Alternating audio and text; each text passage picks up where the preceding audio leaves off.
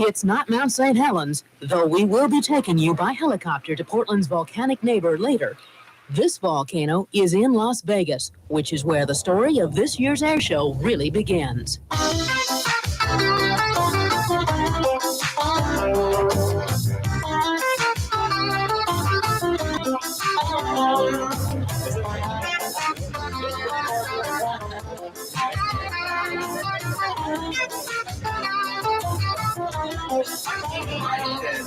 You are looking at one of the largest gatherings of airshow performers in North America.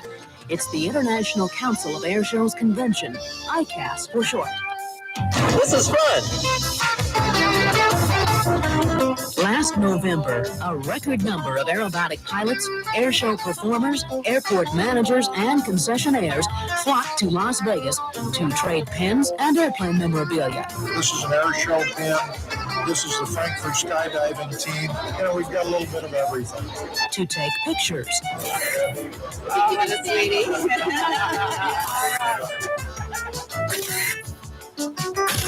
To swap trade secrets. What goes up must come down.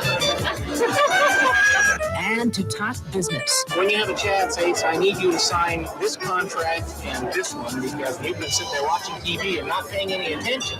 Over 380 North American air shows shop for aerial acts at the ICAS convention.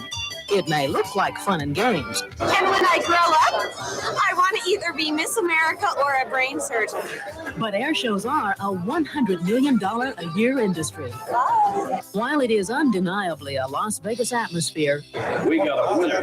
Yes, just for you. No decision is left to the luck of the draw. Hi, got your schedule booked for you? Thousands of dollars are at stake with the booking of each act in the Portland show. The Rose Festival Airshow is rated among the top 4 air shows in the country. And then the scheduling officer from the Tactical Air Command was here. Did you see him? No, I haven't. Bob Simpkins and Ken Dyer of the Portland Rose Festival delegation have been juggling schedules and budgets for months. Now in Las Vegas, the 1990 air show is beginning to take shape. The negotiations that will bring Team America to Portland have been completed. Team America is the hottest civilian precision flying team in the sky, flying high-performance, piston-powered Marquettis.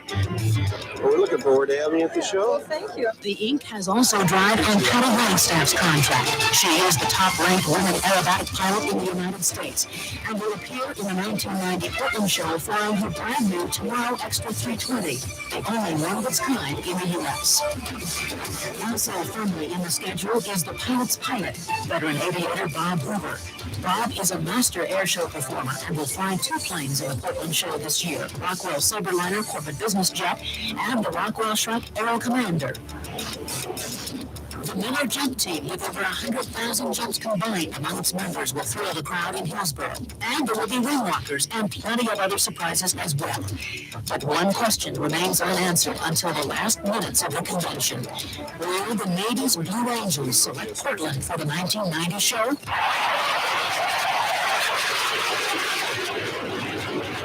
Only 16 civilian air shows will get the approval from the Navy's elite flying team this air show season. Portland hosted the Blues in 1988, and the Rose Festival negotiators have been working hard to win a return visit. Suddenly, the waiting is over. The tentative schedule that came out this morning, which obviously we're very happy about, was that Rose Festival Airshow was going to have the Blue Angels the 16th and 17th of June. After 4 days of frenzied deal-making, it's all over but the dancing and the trophies. Bob Hoover picks up the Art Show Memorial Award for showmanship. The Rose Festival delegation accepted a few awards of their own. Maxwell, Rose Festival Airshow. 3rd place for the 1989 show program, and 2nd place for the 1989 poster.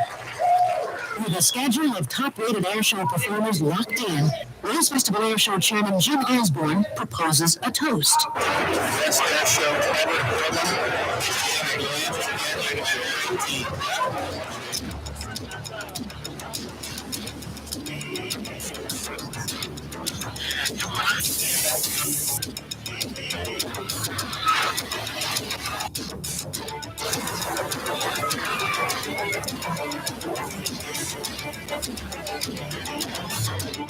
Hello, everybody. I'm Rod. And I'm Sylvia Stinson. Welcome to the 3rd annual Portland Rose Festival Airshow. It's no exaggeration to say there's magic in the air today in Portland. Come rain or come shine, and you're going to have the best seats in the house. And we'll be taking you behind the scenes as well. You'll see these amazing airplanes up close and meet the fascinating performers who fly them. Our crew traveled across the continent to bring their stories home to you on today's show. Now, coming up in just a few moments, we're going to travel to Texas to meet Lefty Gardner. And warbird buffs are going to recognize his P-38 fighter as the plane that the enemy called the Fricatill.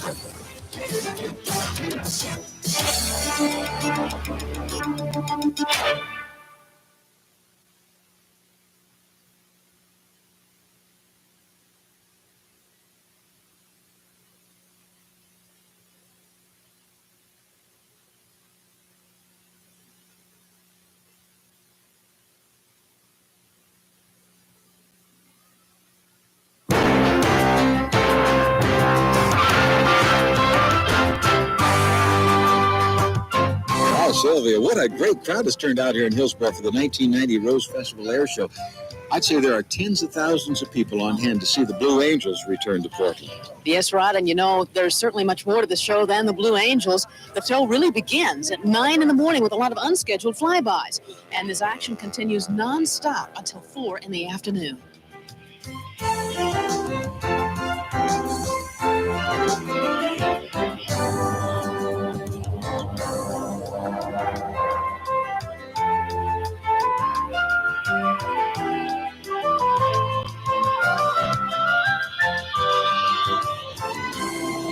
One of the most interesting attractions at the air show is our own Phil Cassidy. Have you seen that hot dog around here anywhere? Boy, what a privilege and an honor it is to be here at the air show. Looks like the station spared no expense. They got me top-notch limousine service, the Oscar Mayer Wienermobile. Let's talk to the drivers of the Wienermobile, Rob and Ann, and let's be frank, you guys, you really relish your job as drivers of the Oscar Mayer Wienermobile. Oh, you bet. We were so happy that we could cut the mustard and come out here to the air show today. You guys really muster a lot of horsepower? Oh, yeah, this thing really cooks down the highway. Does it plump when it cooks down the highway? Oh, you know it.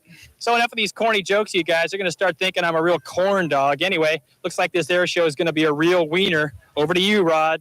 Airshow performers are some of the most colorful, exciting, and just plain fun people that I've ever met. And we'd like you to meet some of them, too. Sylvia Stinson and our Magic in the Air camera crews have traveled from Florida to Anchorage, Alaska, to introduce you to the men and women who are performing here in Hilsboro today. Our first pilot briefing begins deep in the heart of Texas.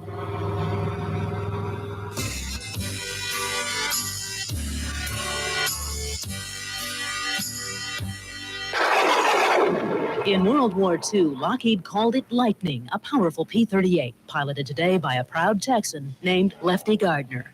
It's just a great flying airplane. It gives you all kinds of warnings and so forth before it really tries to bite you. Born deep in the heart of Texas, Lefty learned early what airplanes are all about. My earliest recollection about airplanes was before World War II, when I looked up, when they heard kind of a roar overhead and looked up, and there was a group of T-6s up there going around in circles. And my dad was out there with me, and we got talking about them. He said, son, those airplanes are there swarming to get ready to go to war. We're going to have a big war. It was a war in which a young Lefty Gardner flew nearly 50 missions against Hitler aboard the B-24 and B-17 bombers, ultimately earning the Distinguished Flying Cross. But bombers were never Lefty's favorite way to fly. Are you kidding? I almost got court-martialed because I didn't want to fly bombers, and I tried all the way through cadets to talk my instructors into recommending me for fighters, but right at that time, we were losing so many bombers in the bombing attacks over Europe that they needed bomber pilots. It was only after the war, Lefty and longtime friend Lloyd Nolan satisfied the urge to fly fighters. Lloyd Nolan and I got together, and he hadn't got to fly them either, and he said, let's buy some fighters. So we started out collecting fighter airplanes, and eventually had all of the major World War II fighter planes sitting right here on this old rebel field right here. That began what is today the Confederate Air Force, based at nearby Harlingen, Texas. Motivated by a desire to fly fighters and saddened by the sight of aircraft deliberately destroyed, Lefty and Lloyd built the Confederate Air Force into what is today the 15th largest air force in the world. People everywhere were saying, "You bunch of crop dusters are crazy. You're going to kill yourself flying that old junk." It didn't work out that way, though. We didn't kill ourselves, and we've grown old playing with them. We're very lucky people, I think.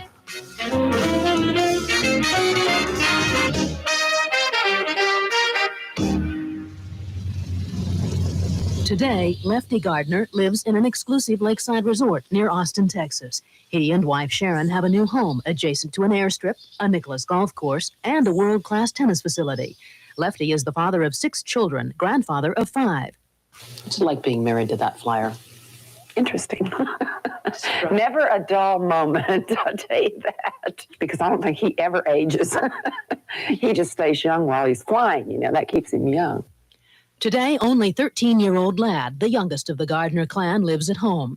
At age 68, Lefty has retained his health despite a brief brush with cancer 5 years ago, and the burden the family has borne following the kidnapping of their 20-year-old daughter. Her disappearance in 1984 remains a mystery to this day.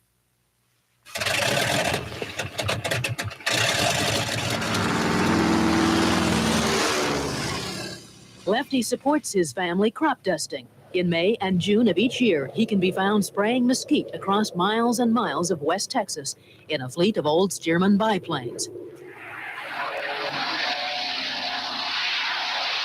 Lefty also remains a regular each year at the Reno Air Races, packing home the gold with his P-51 Mustang. But his favorite plane remains his red, white, and blue Lockheed named White Lightning, now the most widely known World War II warbird in North America. White Lightning appears as it did in the war, except the guns have been removed and a small stack of radio gear has been added for modern cross-country navigation.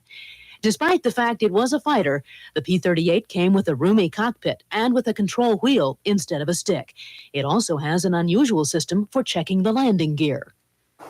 That polished spot reflects an image of the nose wheel gear when it's out, down, and locked. I like it very much. It's comforting feeling to be able to look out there and see that gear in place when you're coming in to land.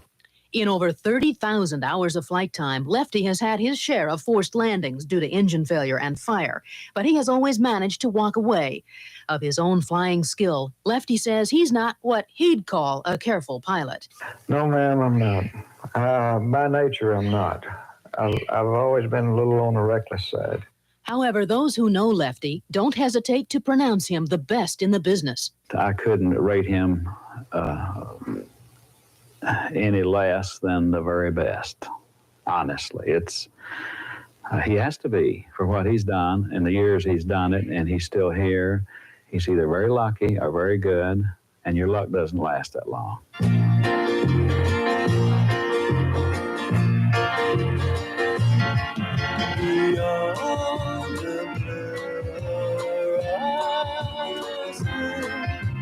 At age 68, Lefty Gardner has no plans to touch down or even slow down, though it's been suggested. It kind of falls on deaf ears. I'm kind of hard of hearing. That comes with age, too. As long as I'm healthy and people will put up with me out there and allow me to go to those shows and bring that airplane, I'll keep doing what I feel like it. He's Lefty Gardner, a dedicated father, decorated war hero, co-founder of the Confederate Air Force, crop duster, popular airshow performer, and true Texan.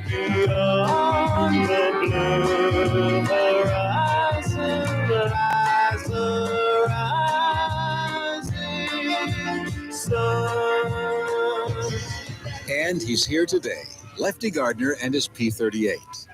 By the way, this is the same kind of airplane that shot down Japanese Admiral Yamamoto, the man that engineered the attack on Pearl Harbor.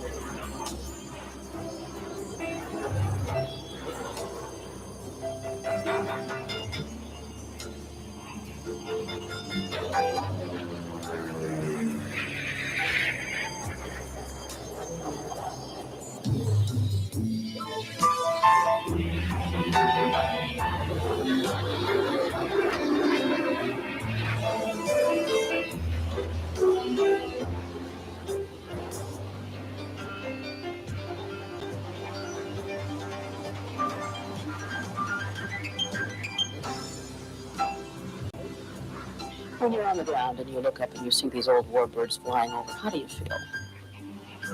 Oh, it's very, very, very nostalgic because I think about war days when I saw them in war dress and in combat situations.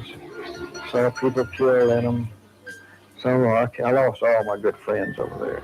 I think it's very important that the young people see these airplanes fly and know the role that they perform during the big war. Because these airplanes certainly made a major contribution to winning the war.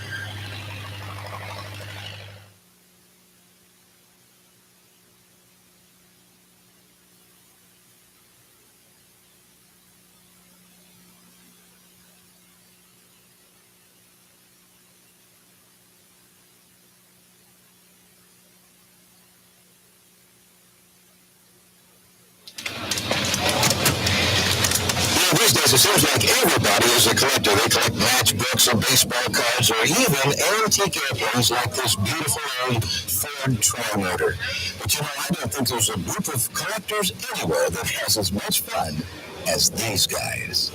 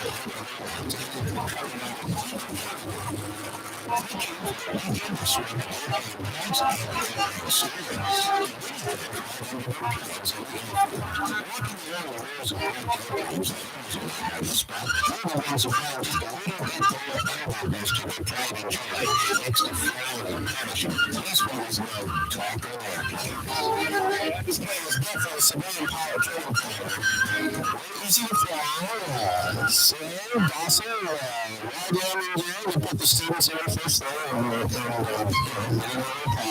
it's very aerobatic. This one doesn't have an integrated feel, so sometimes when I turn it on its back, it doesn't run long before it quits. So I can roll it back and run and start again. There's a big simulator, and this is what kind of an airplane? It's a Model 131. The airplane was developed as a primary trainer for aircraft pilots as they came out of their glider training. What do you know about this type of airplane? What was it used for? Well, there was lots of World War II as trainers. In fact, there's now into secondary universities and the good basic training. You can do a lot of games. It's a party atmosphere. Very friendly. In fact, it seems that every plane on the street in town. This is a 1935 Blue Dragon, and it which is incredible. It flies beautifully. It has the same executions as the T-Bird. So for sure, I understand that this one is, as far as we know, the last one in existence that's still running. About 75 planes to see. This is a 1931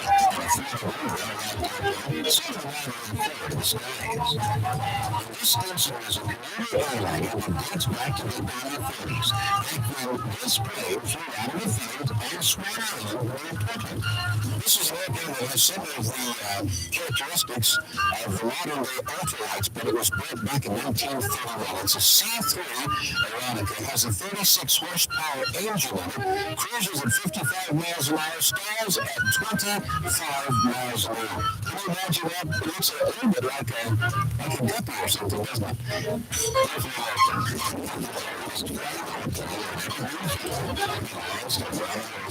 It's one of these 1917 Chronos journey. This journey is one of the world's most it's powered by a 90 horsepower Chronos AX5 engine and it's a top speed of 55 miles per hour. It's fascinating to see vintage airplanes on display in museums like the Smithsonian. Nothing can compare to the thrill of watching those old players lean out into the sky right in front of your eyes, living relics of the historic early years of aviation.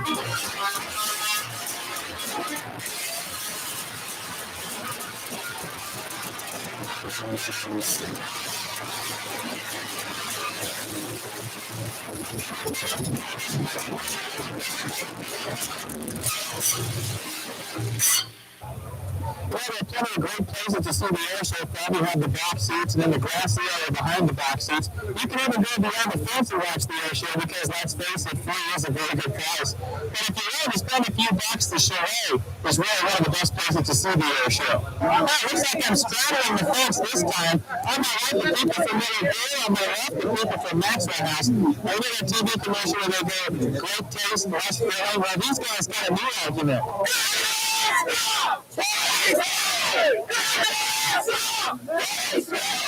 I'm at the U.S. Bank show right now. Everybody's in a good mood and having a good time. Hey, how about a low interest loan?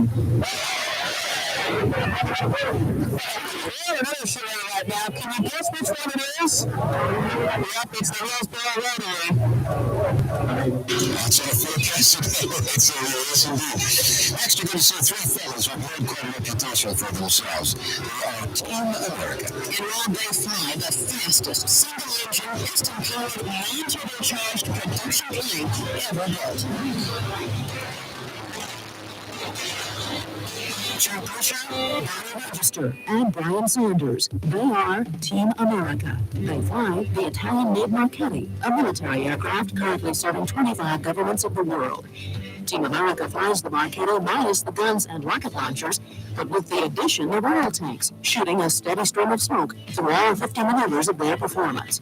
In formation, the Marchettis inch within 3 feet of one another, traveling at speeds nearing 300 miles an hour.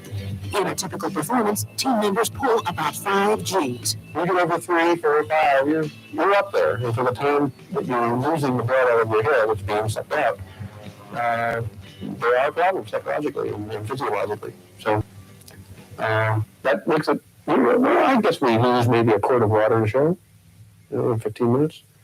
You're drenched on a warm day. The total flight time each Team America airman has logged varies remarkably, ranging from just over 1,500 hours to one member with well over 15,000 hours. Chuck, Brian, and Barney share a common love of flying, but on the ground, they're as different as night and day. I'm probably the all-American kid to compare to them. I'm very conservative, and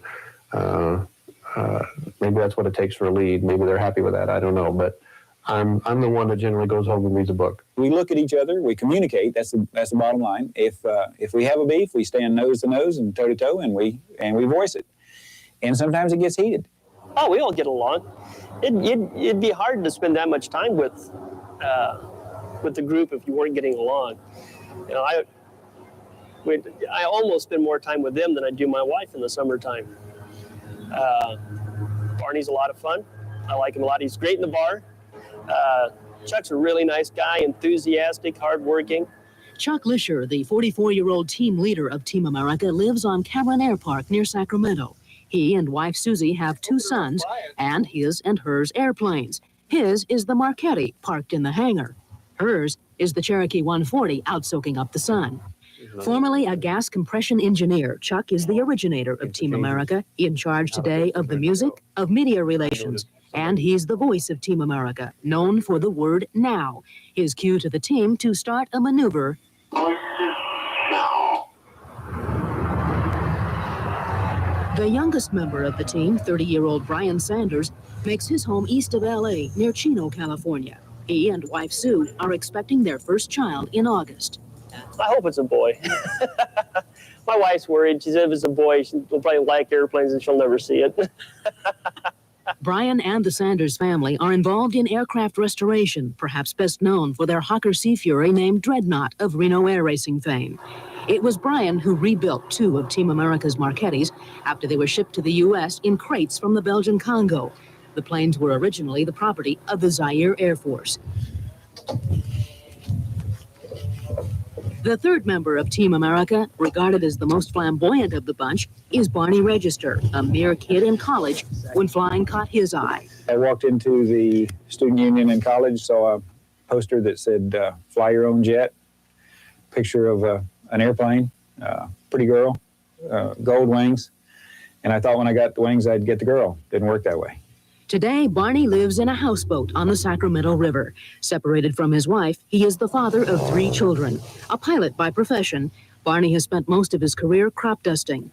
He also owns a computer business geared to the needs of the crop dusting industry.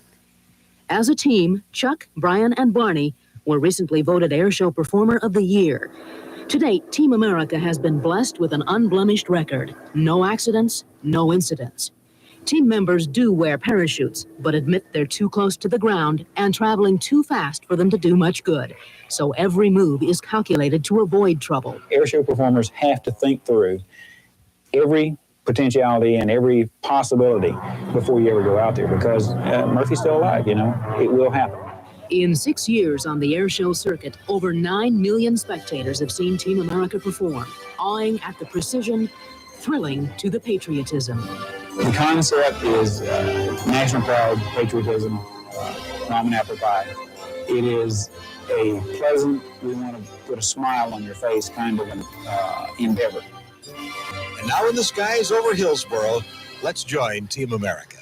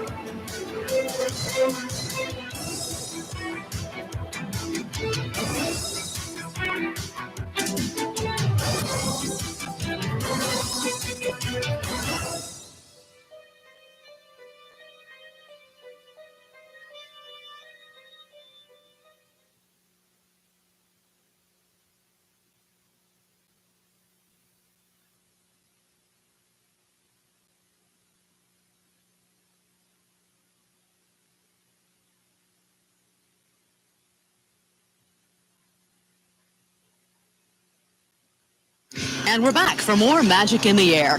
Coming up soon, we'll be meeting Patty Wagstaff. She's the nation's top female aerobatic pilot. Earl Cherry and the role models are going to be along for some wing walking, the Blue Angels, of course, and much more. And right now, we're going to take a look at one of the most amazing airplanes you've ever seen. You remember the plane that Margaret Thatcher sent down to the Falkland Islands? The one that flies straight up and down, and it even go backwards a little bit. This is the Harrier Jump Jets.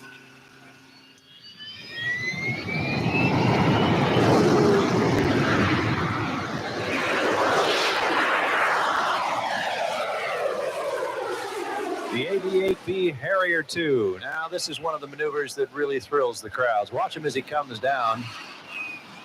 He's going to be doing something that you don't see in other aircraft. Watch this. He is powered by a Rolls-Royce Pegasus engine, producing 21,550 pounds of thrust. It's currently operated by the United States Marine Corps, Great Britain, and Spain.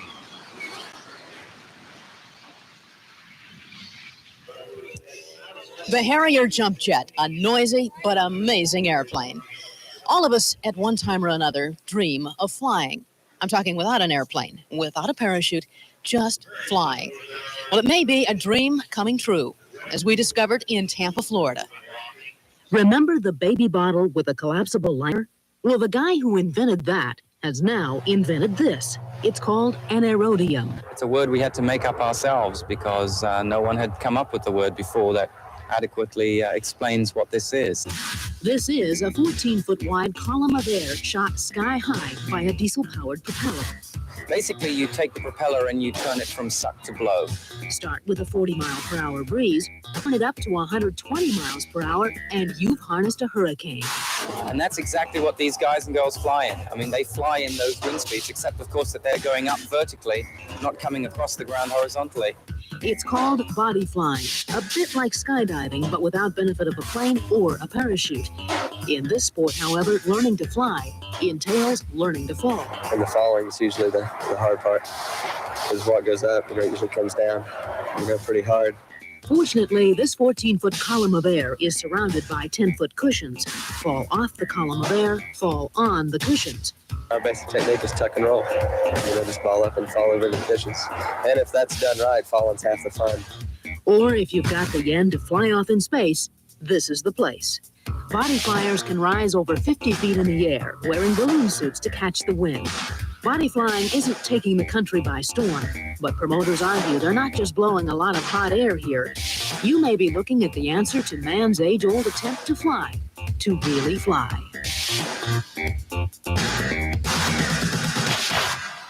Okay, we're going to do a wave, all right? But this is going to be kind of a different wave. You got to make an airplane noise, like a propeller, and we're going to start it from here and go all the way back. And when I go like this, it comes back this way. So you people in the back, you got to be the smart ones. All ready? Throw your arms up.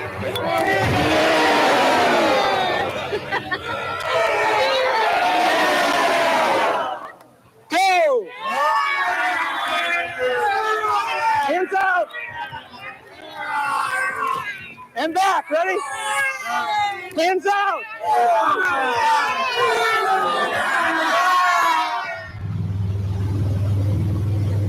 For our next pilot briefing, we take you to Tampa, Florida to meet a bunch of guys who prefer flying without an airplane.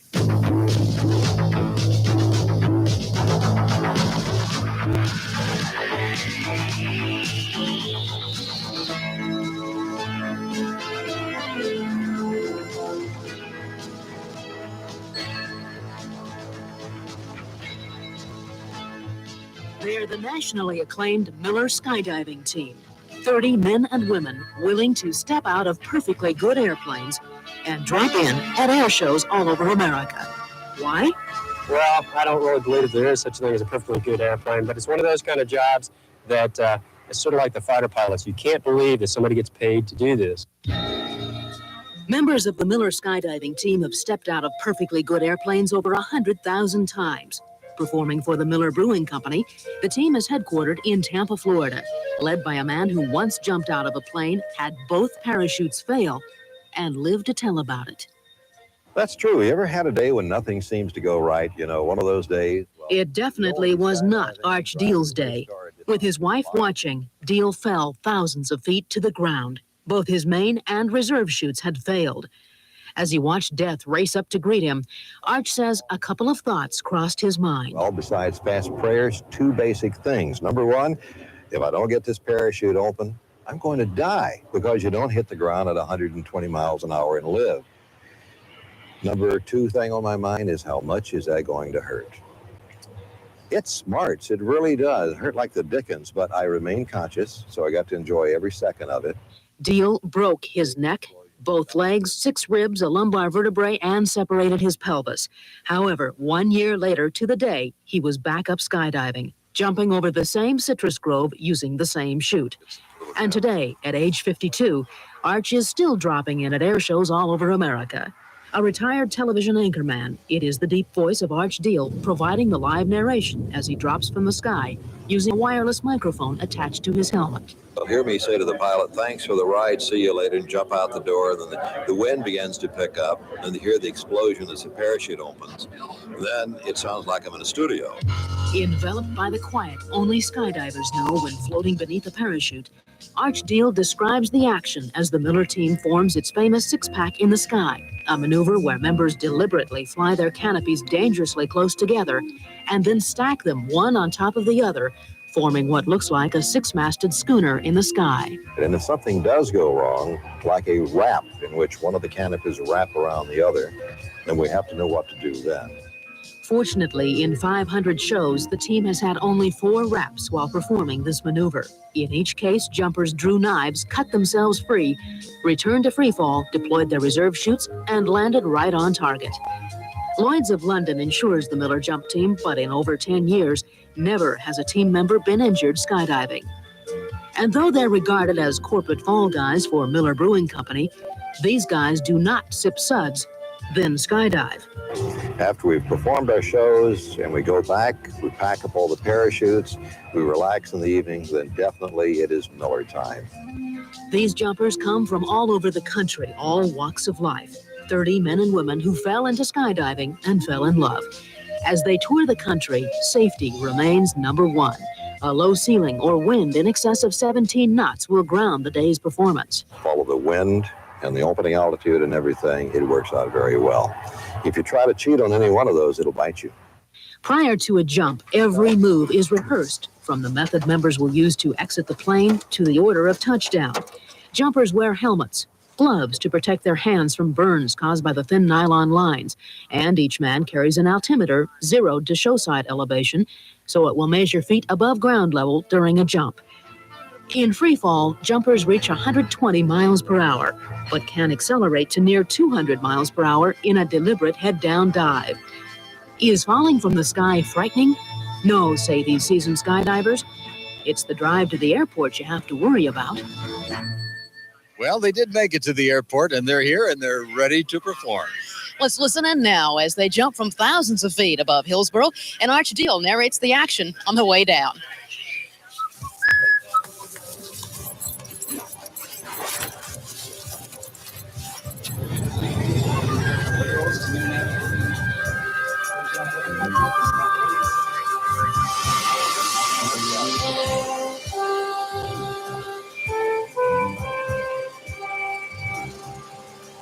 His hand gets to the red, it's time to pull.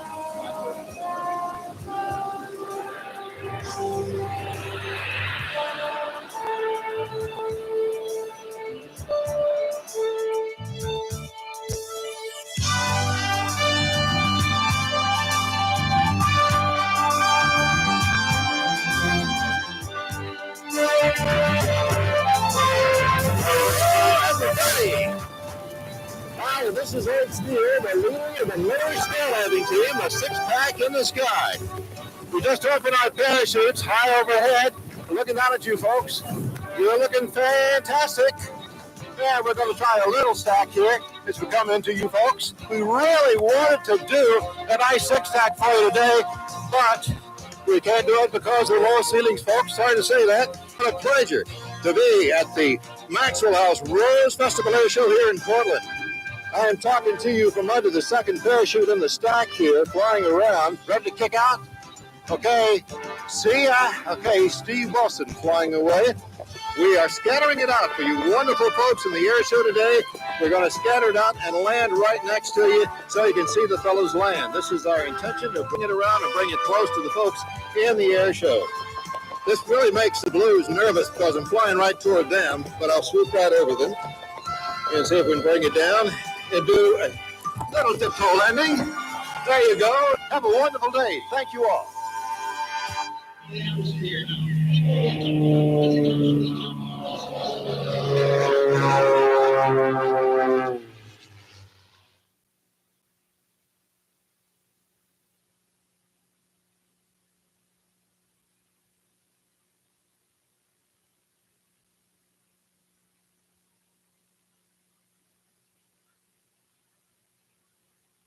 And we're back with more Magic in the Air.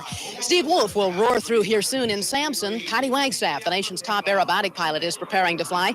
But our next performer is the one that all airshow performers stand in awe of. He is the legendary Bob Hoover. We'll meet him momentarily. But first, Bob is preparing to take a 20,000-pound jet and put it through maneuvers that the manufacturers said couldn't be done. Okay, coming in now, we're going to have for that 16-point roll. It should be toward us, and those coming up first point rather quick. 1, 2, 3, 4, 5, 6, 7, and 8 to the inverted. 9, 10, 11, 12, 13, 14, 15. One more, please, Bob. And 16. All right, the 16-point roll in the T-39, the Saber liner.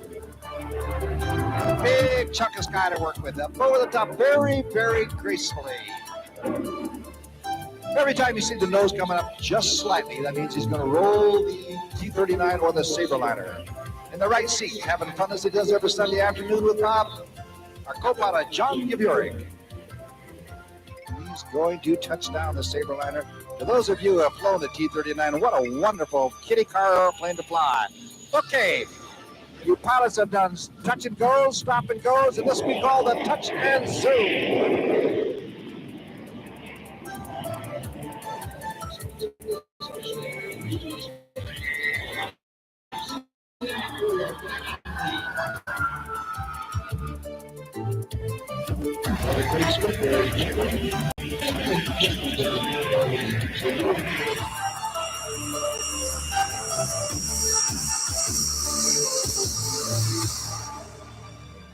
Now, as Bob Hoover prepares to switch from the Saberliner to the Shrike Aero Commander, let's find out more about this man they call the pilot's pilot.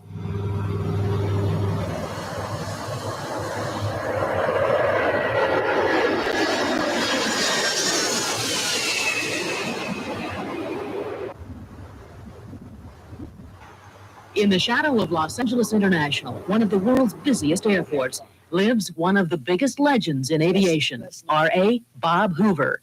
It has been said more people have seen this man perform than any other aviator in history.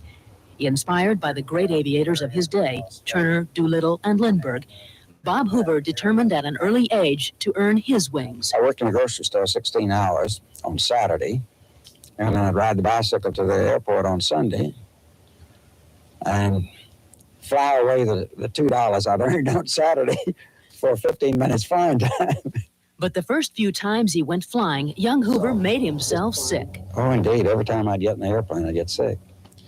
And I started doing aerobatics to overcome that because I wanted to fly so much that I just didn't want anything to stand in the way. Overcoming nausea and cash flow problems, by age 16, Bob Hoover earned the wings with which he would one day fly into the Aviation Hall of Fame, joining such aviation luminaries as the Wright brothers and Charles Lindbergh. It was during World War II, at the tender age of 21, Hoover began his career as a test pilot, flying reassembled aircraft out of Casablanca, North Africa.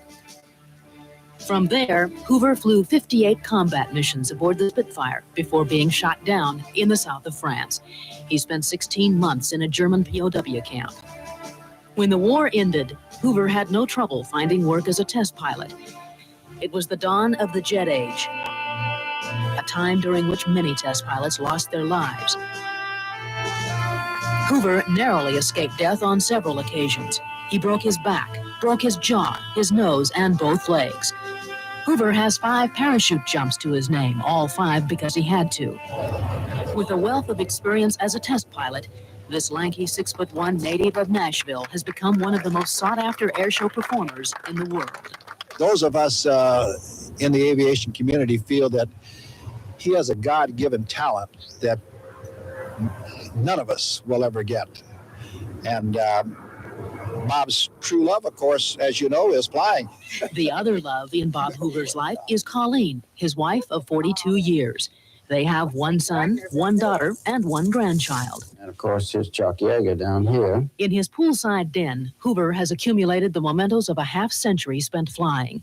Here hang the medals this nation has accorded him, among them the Distinguished Flying Cross. There are airplane models he has built and photographs on every wall. Central to it all, the Hoover Bar, where he and friends touch down on occasion. Besides an engaging smile and handlebar mustache, the Hoover trademark is a plantation-style straw hat, actually worn to protect a sensitive skin. To those who know him, though, it is Hoover's humility that sets him apart. Despite having flown nearly every make and model plane requiring a pilot, Bob Hoover is never a cocky pilot in the cockpit. I can truthfully tell you that every time I get in an airplane for an airshow demonstration, I say to myself, don't do anything dumb.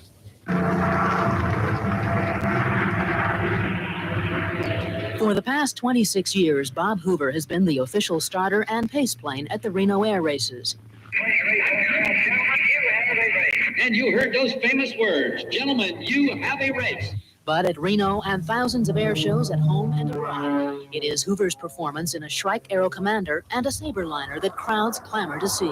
If you may be watching for the first time, you may not realize that Bob will be flying the aircraft with both engines operating, one engine operating, and then no engines operating. The challenge is to see how light a load you can put on the airplane and yet make it perform.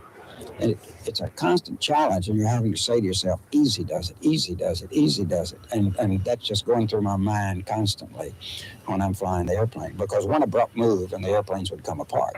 Hoover attempts never to exceed more than 2.5 Gs while flying the Shrike and Saberliner. Both planes are designed to haul executives in three-piece business suits, not to perform death-defying aerobatics. Sponsored for years by Rockwell International, Hoover flies today for Evergreen Aviation International, based in McMinnville, Oregon.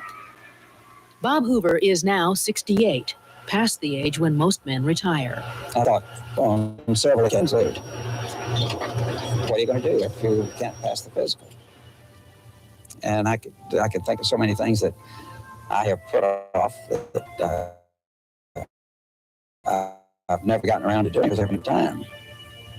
One, I think I'd really go after the tennis.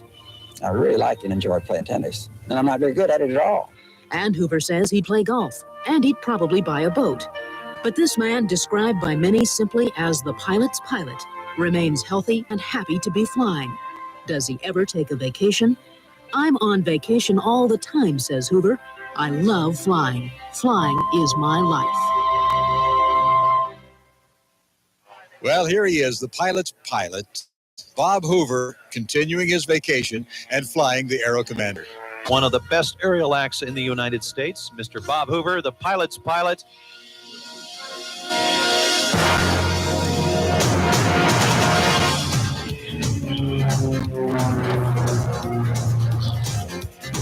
Down to the right-hand portion now. Watch for the roll to the left. His open salute to you nice folks at Hilsboro. Bob first started flying this particular type of aircraft back in 1968. Coming downhill now from the right, bleeding off a little speed and altitude with these famed Tennessee walls. Bob being original from Nashville, Tennessee. One of the most spectacular maneuvers we do in any of our airshow aircraft. The touchdown, roll, and touchdown. Bob's got a touchdown on the right gear. Roll the aircraft 360 degrees. And touchdown on the opposite gear. Now, up over the top. As he comes over the top, let's listen to the power reduction. Power back now as Bob switches for the gear with the left side. You're going to touch down just very, very gently. And there is the kiss. Touchdown, roll, and touchdown, and now power up.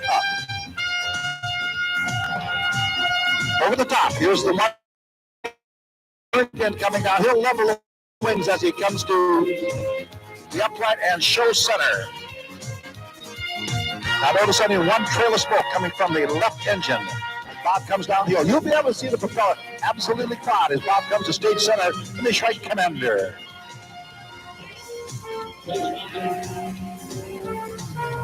Okay, ladies and gentlemen, both engines are off the Shrike now. Bob comes to the right-hand portion of the viewing area. Now notice how rapidly the airspeed bleeds off when he gets down the right-hand portion with both engines off. Both engines still off. Now is he going to hang it right straight on up? Bob is already down to 50, 40, 30, 20, 10. And here's the inside or barnstormer's loop. Now, total concentration required by Bob as he comes over the top. He's got to have enough energy now as he slides down the backside. He'll monitor his airspeed very carefully to make sure he has enough for his 8-point roll. If he doesn't, he'll come right for the airport. Remember, both engines are still off. The nose comes up high. That means he's going to roll the aircraft. Nose coming up, yes, away from us. 1, 2, 3, 4 to the inverted. 5, 6, 7, and 8. Now remember, he's not allowed to restart the engines unless, of course, there'd be some type of an emergency. The inside our barnstormer's loop. Here's the 180-degree turn following that 8-point roll. Looks like the black specks are coming down, indicating that he does have the landing gear down in the Shrike Commander. Well, he did quite well with his maneuvers, but let's see if he can really land and taxi in without ever restarting the engines. Maybe I'm going to get my 25 cents back this week. Here's a little job on the right gear and nose coming up. Let's touch down on the left gear. Now we'll get them both down. Ladies and gentlemen, from Evergreen International in McMinnville, Oregon, and Los Angeles, California, Bob Hoover. Bob Hoover.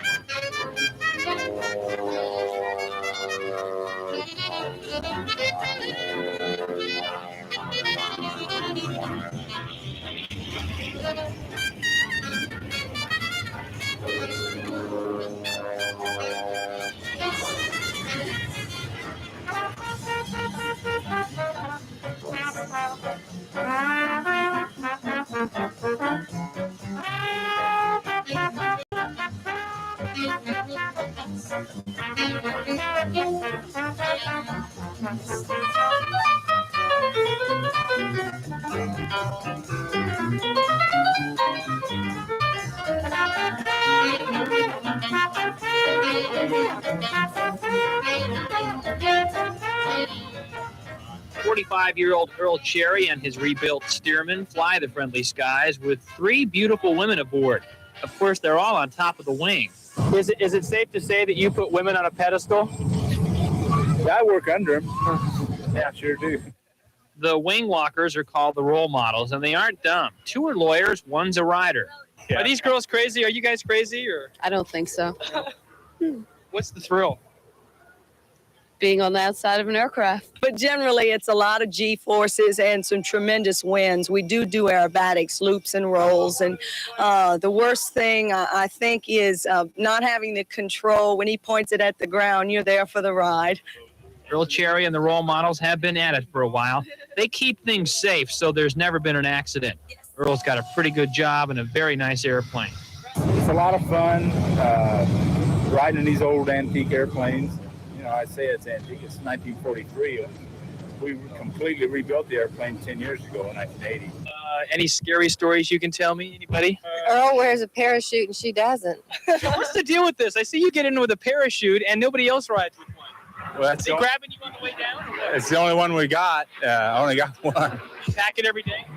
They pack it. Boy, that Earl Cherry, he's one lucky guy, ain't he?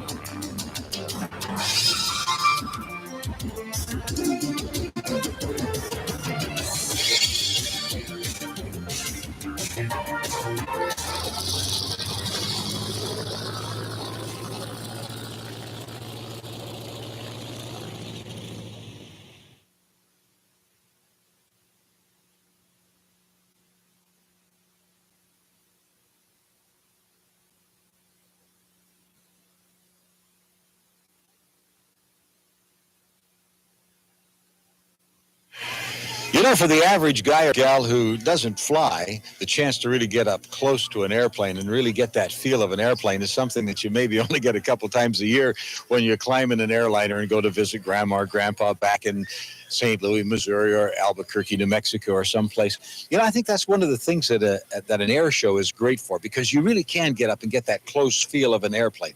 But what about that feeling of using the stick and rudder yourself? Well, you can actually do more than imagine.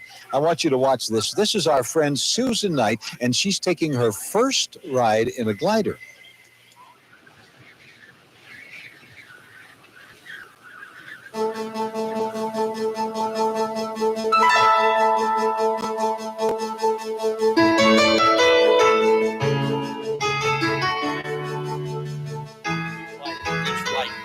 Joe Dean, pilot, flight instructor, and part owner of Cascade Soaring, met Susan at the car and immediately found words to put her at ease. Let me explain this to you. I mean, when you come out in the ride, it's like going on the airline. We have the same amount of responsibility. If we kill you, you know, God help us. And so if we kill you, you're not going to find the body. It's going to be the trees over there. But, so... A light rain was falling as Susan got her first close-up look at the glider. And then it was question and answer time. Is there a stick in the back? No. You think I trust you with a stick? Well, if we had to land off field, I mean, we could put this down and stop, or I could put this down and stop in 300 or 400 feet. That's all the space we'd need. Mm-hmm. It would be a little abrupt. You'd be thrown against a shoulder harness. However, flying locally, which is what we're doing either on rides or training missions, there is no excuse for not making it back to your own airport. So far, knock on wood, in 5 years, everybody's made it back. Because they know if they don't, they better die in the crash. There's no ifs, ands, or buts. Joe introduced his co-pilot and business partner, Judy Newman. So many times people think, you know, when there's no engine, people, you know, TV so many times puts this out as being when the engine quits, the airplane comes out of the sky. Mm-hmm. Well, in airplanes, it's not that way. In a glider like this, you got a glide ratio of about 35-1. So it means for every mile high, you can go 35 miles in distance. Like if you're out staying for the day, if you're out, you maybe aren't going to start looking for a place to land till maybe you're down to like 3,000 feet or 2,500 feet, something like that. It's like an inverted wedding cake. If you visualize it, the higher you are, the further out you can be. So if you're 3,000 feet, you can maybe be right here. If you're 6,000 feet, you can be a lot further out from the airport. If I had my way, I'd have every power pilot have at least 5 or 6 lessons in a glider. Because every landing, there's no going around. You run out of power and change your mind. You really do learn how an airplane flies. Actually, it's probably easier to learn to fly a glider because you don't have to worry about gas and oil and electrical system. But it's probably harder to learn to fly a glider well.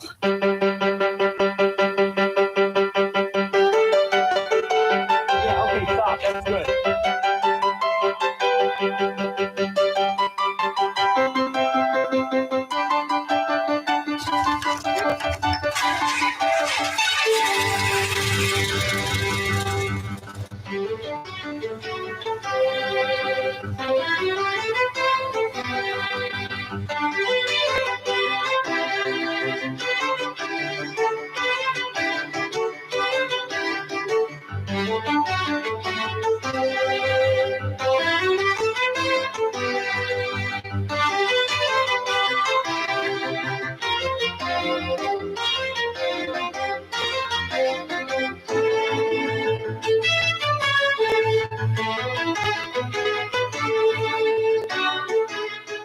Flying gliders is it's kind of like being a bird. I mean, it's such a high, especially if you've got an afternoon or a day when you get up there and you get lift and you've climbed. I mean, you feel like nobody can touch you. You know, you just feel like I just got this whole world by the tail. It's really a neat sensation.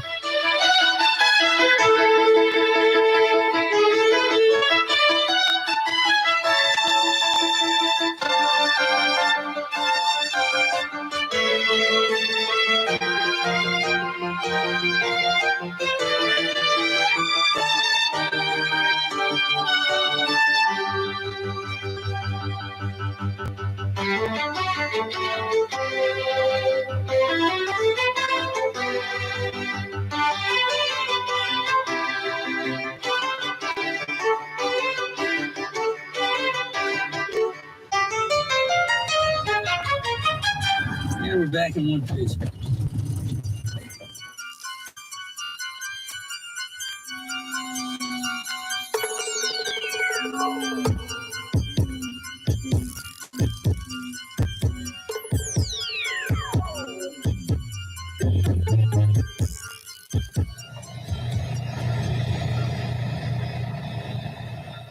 As a young man, I decided to do something different. Everybody was a wing walker. I chose forklift walking instead. There aren't many who would jump on top of a snarling, angry diesel-powered forklift. This is a job where driver and walker become one. You get strange looks, and no one will insure you, but it's worth it. Thanks, Tim. Once again, it was nice forklifting with you. That's it. But don't try it at home, please. It's not for the inexperienced. This pilot briefing takes us to Eugene, Oregon, to meet a man named Wolf and a plane called Samson.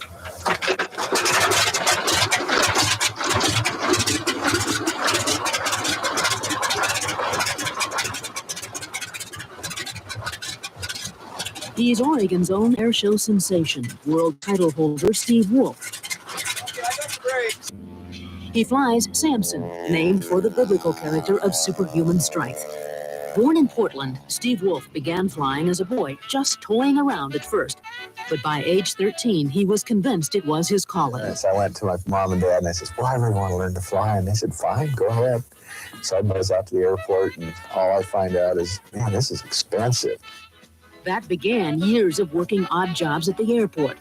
But by his 16th birthday, Steve Wolf soloed in not one, but 10 different airplanes. One more plane, and he'd have set a world record. Soon, the enthusiastic young airman took up aerobatics. That led to air shows, and that led to the attention of royalty. In 1976, Jordan's King Hussein hired Wolf to train an aerobatic team in Jordan. One day, upon realizing the young American wasn't wearing a watch, King Hussein took off his own gold Rolex and gave it to Wolf. Steve wears it to this day. We have a standing invitation to go back anytime we want to visit, and I hope to one of these years. Today, Steve owns Wolf Aircraft in Cresswell, Oregon. He and wife Liz work together restoring antique airplanes and building custom aircraft. Among Wolf's creations is this brute of a biplane called Samson. It was deliberately built to be one of the loudest, smokiest, and most powerful airshow airplanes. we end up at a high altitude, hot day show, and everybody's out there whining about density, altitude. And I just kind of grin inside because Samson, just go ahead and just open the throttle a little further. With over 500 horsepower, Samson weighs less than a Volkswagen Bug. With its tremendous power-to-weight ratio, Wolf broke the world time-to-climb record in Samson, taking it from the Russians in 1985. To achieve its light weight, Samson's wings are made of Sitka spruce. It's all made up out of a whole bunch of little 5/16 by 5/16 of an inch spruce strips, all glued and gusseted. There's over 5,000 pieces of wood in the wings. Another weight-saving measure is the rigid landing gear. It's welded directly to the airframe. There is no shock system on Samson. The only shock I get out of landing is just the tires. And so it teaches you to stay on top of it. And you, as long as you know that, you have to make a good landing in that airplane every time. Samson is also renowned for its noise and smoke. A huge Pratt & Whitney engine powers a 10-foot propeller. It is the tip of the prop continually breaking the sound barrier that creates the loud crackling sound of Samson.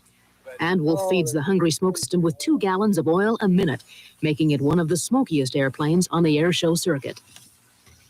With Samson in the record books, Wolf's latest aircraft project may also rewrite history. Wolf is building a replica of a GB Racer, hoping to undo a myth. To prove that it wasn't as bad an airplane as in history, it's known as one of the world's worst airplanes, the most unstable airplane ever built. I think a lot of it is, I don't think it's bad. Wolf has spent months researching the accident record of the GB and will spend over a year building an exact replica. He hopes to fly it at air shows next summer. Today, at age 39, this native Oregonian, father of 2, accomplished aircraft builder and airshow performer, credits his successes on simple get up and go. When I want something, I usually really go for it. I always have. I don't know any other way other than just, if you want to do something, you do it. You just get out and do it. Here he is, Steve Wolf, at the controls of Samson.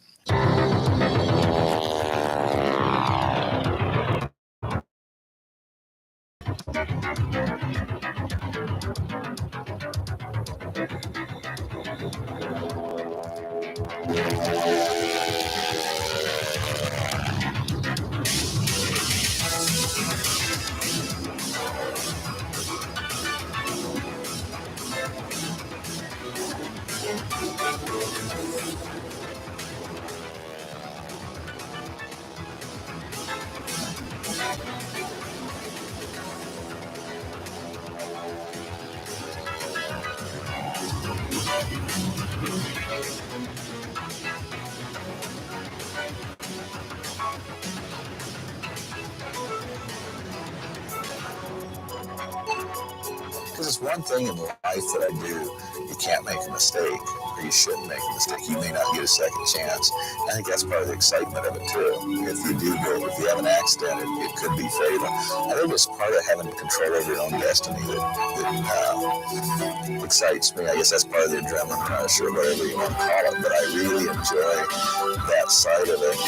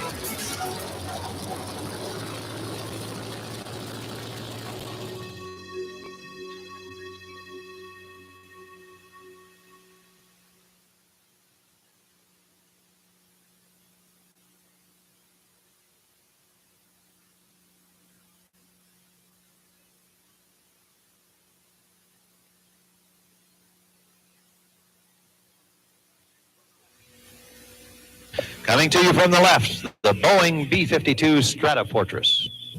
Still the backbone of the United States Air Force's SAC Command, entering service back in 1955, 31 years ago. And there once were some 40 wings of these giant 8-jet intercontinental bombers in service, more than 800 airplanes. Coming up next will be a demonstration by the world's most versatile fighter, the U.S. Navy F-14 Tomcat. I direct your attention to show right at the end of the runway. He is preparing for takeoff. It is designed for the role of the Fleet Air Defense. Its superb performance qualities make the Tomcat an air superiority fighter second to none. It, of course, also was the star of the movie Top Gun. Its radar system is capable of detecting and tracking 24 targets at one time and launching 6 long-range Phoenix air-to-air missiles, simultaneously guiding each missile to a separate hostile target. The Tomcat also carries medium-range Sparrow and short-range Sidewinder air-to-air missiles and the Mark 61 20-millimeter cannon capable of firing 6,000 rounds per minute. Ladies and gentlemen, in a final salute to the good folks in attendance here today, the F-14 Tomcat will taxi directly before you and kneel. If you watch closely, our crew will also flip the spoilers and wave goodbye.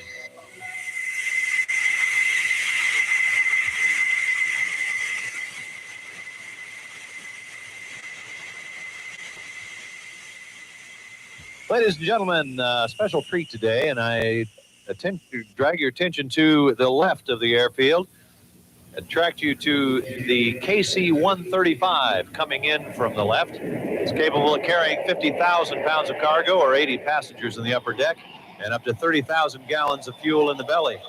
Of course, that can be delivered to other aircraft in flight at a maximum rate of 1,000 gallons per minute. Sylvia, this is a C-130. What do they use it for? Rod, that is used as a transport, and it's used for aerial search and rescue partially.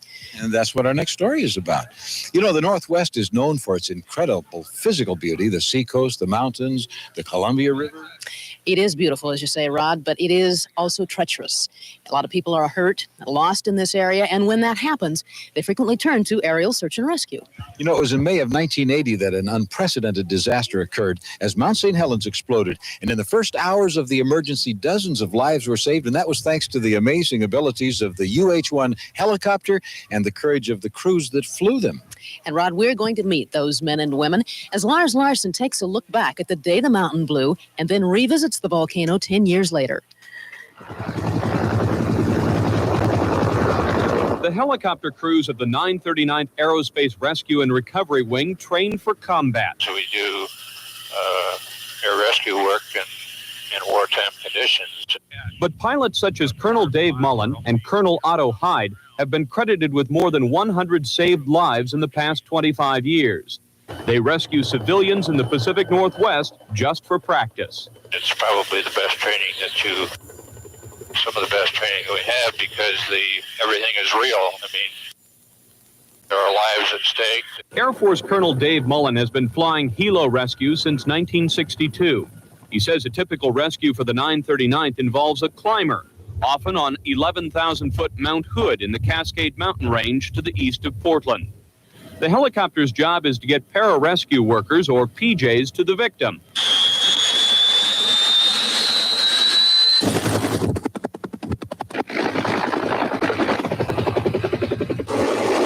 One of the most dangerous rescues took place on a quiet Sunday morning in May 10 years ago, when Mount St. Helens in southwest Washington state erupted, blowing 2,000 feet off the top of the mountain, crushing millions of trees, and setting off raging floods. But it was right in here that we saw the first car that had the first casualties on board.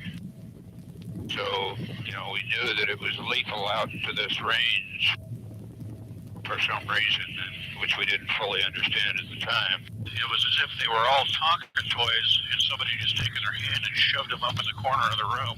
They were all on their side and upside down, 40, 50-ton vehicles. Millions of tons of volcanic ash created problems for the rescue PJs. It'd be complete whiteout. And the best way to describe it is taking a big fan and dumping 100 pounds of flour in front of it and then try to walk around the room. Pilot Otto Hyde says the answer was to hover at 500 to 600 feet, lower the PJ on 250 feet of cable, then swoop in and drop him off before the dust rose. Picking up the PJ and the survivor was even more difficult. If you can imagine sitting on a chair that's attached to a quarter-inch cable that's 250 feet long, in a sandstorm and then being jerked off the ground and through a bunch of fir trees. That's what our PJ and the survivor had to go through.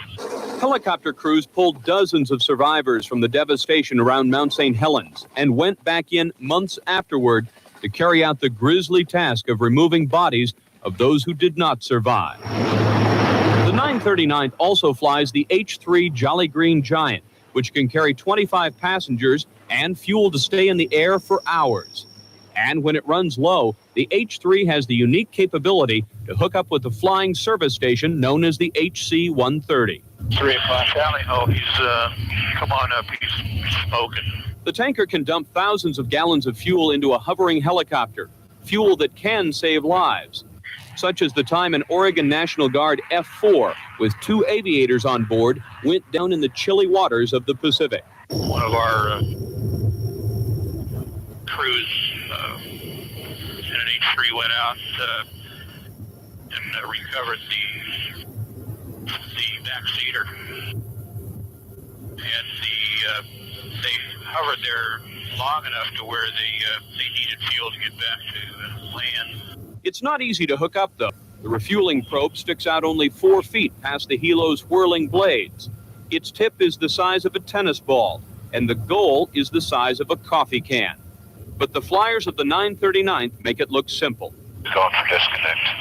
The 939th Aerospace Rescue and Recovery Wing includes 5 H-1 Huey helicopters, 4 Jolly Green Giants, and 6 of the HC-130 aircraft to carry out its mission.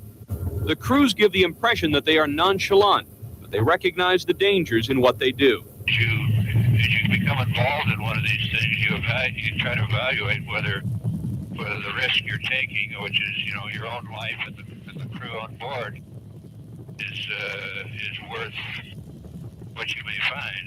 Those are the questions you always ask yourself, you try not to go beyond a point which you don't have an escape. 25 to 30 people a year owe their lives to the fact that the men and women of the 939th push that point as far as possible.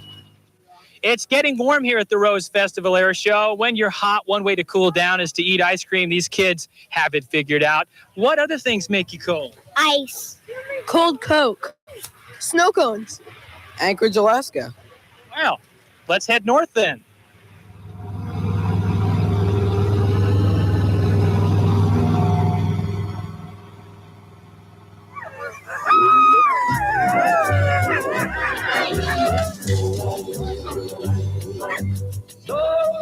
To Alaska, go north, the rush is on. North to Alaska, go north, the rush is on. It is February, way up north in Alaska. The last frontier is blanketed in sub-zero temperatures. But even now, there are more airplanes here per capita than anywhere in the country. It's not surprising, then, the nation's foremost female aerobatic pilot is here as well. She's 38-year-old Patty Wagstaff. Born in St. Louis, Missouri, it was her daddy who took Patty for her first plane ride. My first plane ride was when I was about 4 years old, and my father took me up in a B-25. And I still remember it. And he snuck me up. He wasn't supposed to. But it's okay to talk about it now. Patty managed to finagle her father out of many more flights, sitting on his lap as a little girl, later following in his footsteps to pilot her own plane. 10 years ago, husband-to-be Bob Wagstaff gave Patty her first formal flying lesson. I could see right away that she had the right stuff, if you will. She could fly better than I could. In no time, Patty earned her wings and began asking Bob about aerobatic lessons. As a gift, he gave her 10 hours of aerobatic instruction. Well, one maneuver led to another, and Patty was soon ready for lessons from aerobatic master Dwayne Cole. He is rightly named the Dean of American, or probably the Dean of Aerobatics, period, internationally. Very well known, and it's sort of like taking navigation lessons from Charles Lindbergh. Patty soon began competing. That was in the mid-1980s, and she hasn't stopped since. A member of the U.S. aerobatic team, Patty is today considered the top female aerobatic flyer in the United States, with hopes of one day being #1 in the world. Is this the year we're going to be #1? Well, every year is the year we're going to be number one. I'm going to keep working on it. You know, I think it'd be important for a woman to be number one. And if it's not me, it'll be somebody in the future. And hopefully I can pave the way just a little bit more for a woman to do it someday. To prepare for air shows and aerobatic competition, every spring Patty travels to Tucson, Arizona to train, flying as frequently as energy will allow. It's really grueling. The first couple of weeks, I'm just wiped out. Every time I fly, I'm exhausted. I go and collapse on my couch and I hang out and fall asleep. Patty's style of flying demands she develop tremendous G tolerance. In an average performance, she'll pull 9.5 Gs positive and 8 negative. And it's just one of those things that the more you pull, the more you can pull, the more you're able to physically, and the more aggressive you get. And you get in that situation, I'm just gonna slam this one in, or this one's gonna be the best flight ever. And you just get up there, and sometimes you don't realize how many Gs you're pulling until you look at the G meter when you get down. However, all her training does not take place in a plane. Some of it is done with both feet on the ground. For years, Patty has been taking ballet lessons and recently began a program of weightlifting.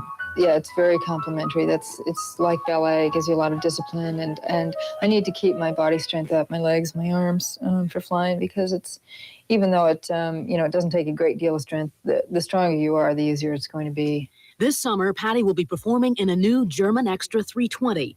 It's considered state-of-the-art in aerobatic airplanes with a roll rate of over 360 degrees per second. Outfitted solely for high-precision, high-tension aerobatics, the Extra 320 has only a Loran for navigation, furnished by Tomorrow Incorporated of Salem, Oregon, Patty's primary sponsor. As Patty Wagstaff climbs each year to greater heights in aviation, she carries with her a simple philosophy. I think if I don't concentrate on what my goals are right now, I'm not going to attain them. So I think about that, and I don't worry too much about what's going to happen, because who knows, where I'll be. Nothing's ever worked out as planned. My life has been so amazing. I've ended up in the most unusual places. From Catholic boarding school in Japan to school in Switzerland, Patty's been diving on shipwrecks in Australia, raced cars, and worked with Indians in remote reaches of Alaska. She has performed air shows in England and America, and her goal is nothing less than to be the best. And so, in this, the last frontier, where bush pilots tangle with the wilderness, few will argue the most accomplished Alaskan airman is a woman named Patty Wagstaff. And now here she is, Patty Wagstaff, national aerobatic champion, making some magic in the air.